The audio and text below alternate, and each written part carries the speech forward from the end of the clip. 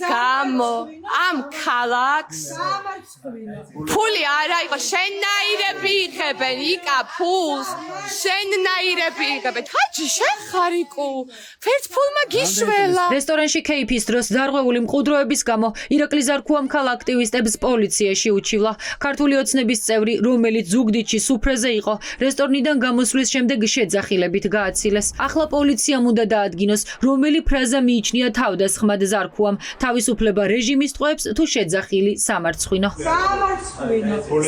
თავისუფლება რეჟიმის ტყვეებს თავისუფლება რეჟიმის ტყვეებს სავარაუდოდ რესტორნიდან ირაკლი ზარქუა ქალი აქტივისტის მარიამ სიჭინავას წინააღმდეგ საჩივრის დასაწერად პირდაპირ პოლიციაში წავიდა რადგან დაჩქარებული წესით დღეს დროას წევრი უკვე ზუგდიდის სამმართველოში დაიბარეს და უთხრეს რომ საქმეს სასამართლოში აგზავნიან სიჭინავას ჯარიმა ან 45 დღე პატიმრობა ემუქრება მინდათ რომ ამონარი წაგიკითხოთ ირაკლი ზარქუას ჩვენებიდან ჩვენ მათთვის შეურაცხყოფა არ მიგიყვენებია არც მათთვის მიგვიცია საბაბი რომ მოეყენებინათ შეურაცხყოფა ინციდენტს აშკარად ეტყობოდა რომ მათ წინასწარ დაგაგმილი ჰქონდათ სასტუმრო ლეთოში ჩემთან მიმართებით პროვოკაციის მოწყობა და შეურაცხყოფის მოყენება მათი მხრიდან და არ ჩვენი მხრიდან ფიზიკურ შეურაცხყოფის მუქარის ან სხვა სახის დანაშაულის ქმედების ფაქტი ადგილი არ ქონია და ამაზე მინდა გავამახვილო ყურადღება სადაც ირაკლი ზარქუა ამბობს რომ მათი მხრიდან სიტყვარ შეურაცხყოფას და ფიზიკურ შეურაცხყოფას ადგილი არ ქონია იმიტომ რომ ჩვენ გვაქვს კადრები რომელსაც სასამართლოზე აუცილებლად გამოვიყენებთ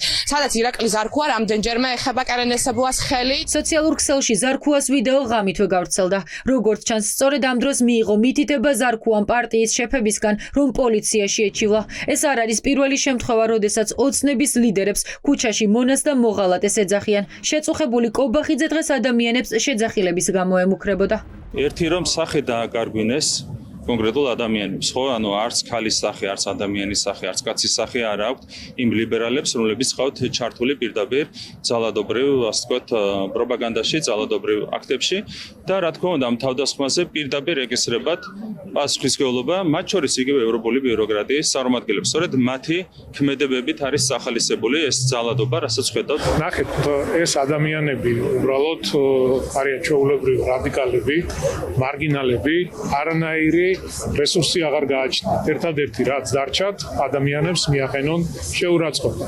ეს არის მათი თავარი მოქმედების არეალი.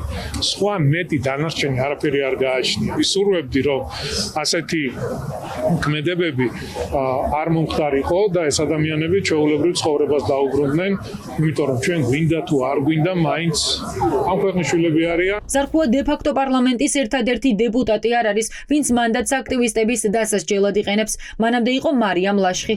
დეპუტატმა მოქალაქეებს სკანდირება, თავისუფლება რეჟიმის ტყვეებს და ძირს რუსული რეჟიმი არაპატია.